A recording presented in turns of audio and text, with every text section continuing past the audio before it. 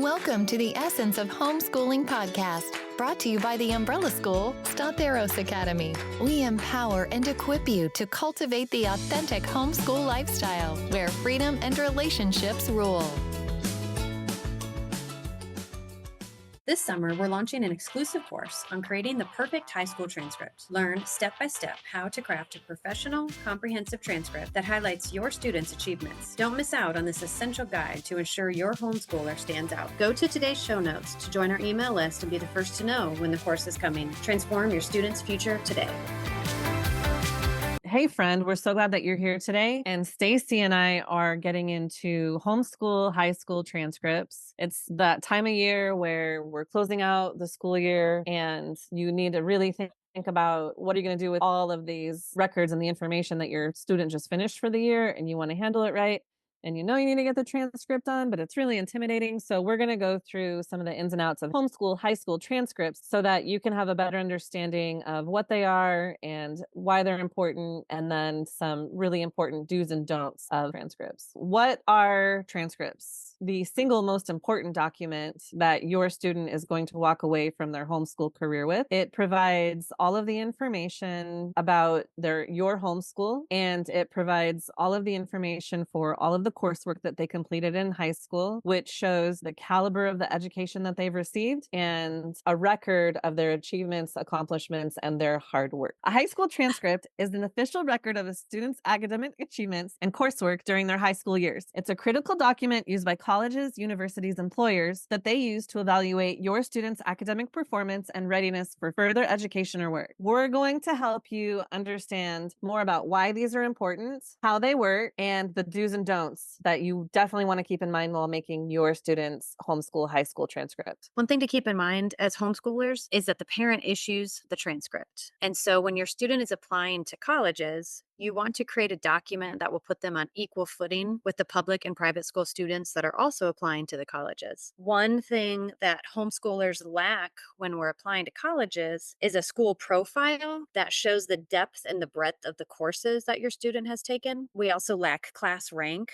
In order to show the depth and breadth of your students' courses, you need to put together a quality high school transcript that the admissions office at colleges can use to evaluate your student for admissions compared to other public school and private school students. If you're wondering why you need to create a high school transcript when you can just issue your homeschooler a diploma, the answer is found from admissions officers around the country at various universities. The Dean of Admissions at University of Pennsylvania said, "The transcript is the most important part of your child's application, and it will be the first element considered in the evaluation process." In addition, undergraduate admissions at Yale states the single most important document in your application is your high school transcript. And this is because the transcript is the one place where homeschoolers can show the depth and breadth of the courses instead of relying on school profiles, already accepted depth and breadth outlined. And that translates to things like accreditation and class rank, things that homeschoolers lack. So this is a place for homeschoolers to shine. It will be unique. It will be different than public school and private school transcripts, but unique and different does not mean negative. In fact, this is a place where you can really make this an obvious way for your student to stand out. One area where homeschool is different than public and private schools is that institutional schools, whether public or private, have what's called a high school profile. And this is a document that includes their course offerings, how they calculate their GPA, how many students take their AP tests, along with their scores and other data about the demographics of their school. They compile all this information together. It's called a high school profile, and that is generally sent with students' transcripts when they apply to a college. So the admissions officers at colleges not only get that particular student's transcripts, but they can then compare that student to a general student in that high school. Now we're going to get into the do's and the don'ts of homeschooling transcripts. Let's start with the don'ts so that you can be aware of things to avoid so you don't make these mistakes while making your students' transcripts. Don't use Excel or Word or another home computer program. This is a document that you want to use a template, use a format that's professional looking. It doesn't look like it was printed off the home computer. Don't use unprofessional fonts or styles. Stick to formal, easy to read fonts and a clean layout. Don't use uncommon abbreviations. Ensure that all abbreviations are standard or clearly defined. It's really best to not use abbreviations at all. Along those lines, also don't use any informal language. Make sure you maintain a formal tone throughout the whole document. Don't include personal opinions. Keep the transcript factual and avoid subjective statements. Keep it concise and don't overload with any irrelevant information. Make sure you focus on and highlight your students' academic achievements and relevant extracurriculars. Don't omit elective courses. Include all courses taken, even electives, to show a well-rounded education. Don't include ACT and SAT scores on the transcript. Request to have those sent directly to the college from the testing organization. Don't inflate your students' grades. Make sure you're honest and you're accurate with their grading and what they did to earn those grades. This will maintain the credibility of their transcript and for all homeschoolers in general. This is a really big one for parents of kids who are playing sports, who want to play sports in college. Do not issue pass-fail grades because the NCAA will assign the lowest passing grade and it will affect your student's GPA. So that means if the lowest passing grade in Colorado or Texas or wherever you are is a D, what they're going to do when they're recalculating that GPA is they're going to convert that pass grade to a D, which has less points for the GPA. That's going to bring their overall GPA down. Really avoid that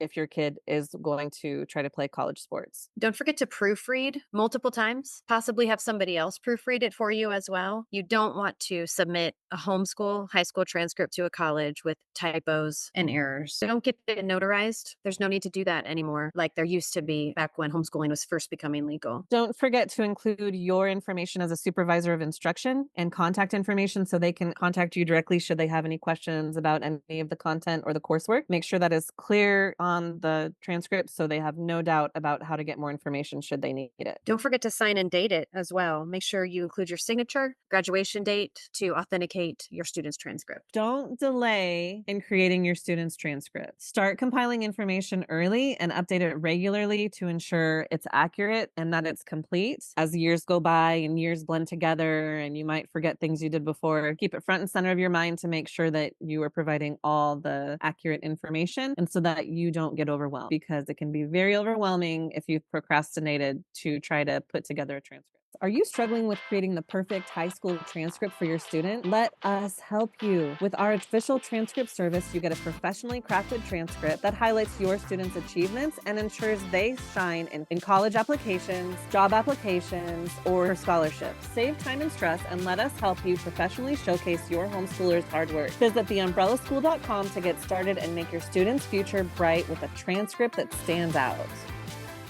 Now we're going to talk about the do's of the transcript and the things that you should do, the things you do want to keep track of to make sure that you have the best quality transcript you can walk away with. Do be clear and direct in your language on the document. Avoid unnecessary jargon and make sure the document is easy to read. Do update it regularly. Keep the transcript updated each semester to avoid last-minute rushes. Do include contact information for verification. Make sure you have your phone number, your address, and your email. Do use a professional template or make your own that is equal or better than public schools or private schools transcripts. Do be prepared to send it electronically, as a lot of schools today want transcripts submitted electronically and they don't want hard copies mailed anymore. Do include names of schools or organizations where outside classes were taken, and make sure that you include the names of the schools and include any transcripts that that school has issued if they are awarding the grade. Do include credits earned. Indicate the number of credits earned for each course on the transcript. Do make one full high school transcript that includes all data from all coursework done during high school into one document. So you don't want to submit your high school transcript that has the information and then separate document with other transcripts from other schools. You want to have it in one PDF where everything has come together for one document that they can open up and find all the information in one location so that they know it's all there and they don't have to look for anything and there's no risk of something getting lost or deleted. Everything's there so that they can find it easily and know exactly what's going on. Do use an online GPA calculator to ensure that you're calculating your student's GPA correctly. This is vital if your student student has any dual enrollment classes, AP classes, or honors classes, as those are weighted differently. Do be sure to include a GPA for each semester. Additionally, you need to keep the cumulative GPA at the bottom of the transcript so you're tracking how they all come together so you have the overall GPA for all the semesters combined. Do you list courses by year taken? Courses for 9th grade, semester 1, semester 2, 10th grade, semester 1, semester 2, on and on.